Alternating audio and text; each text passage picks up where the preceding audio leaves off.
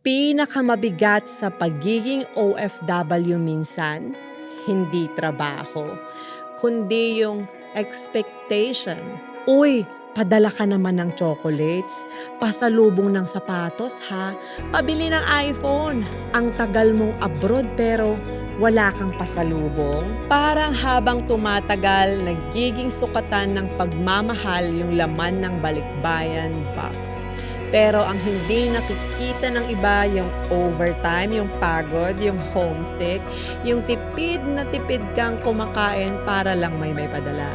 Minsan yung OFW naka-sale lang ang suot. Pero yung nasa Pinas naka-branded lahat dahil galing abroad. At kapag maliit yung naipadala mo, parang kulang pa rin.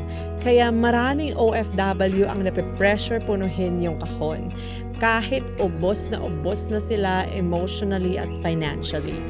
Pero ito ang totoo, hindi porket nasa abroad ka, mayaman ka na.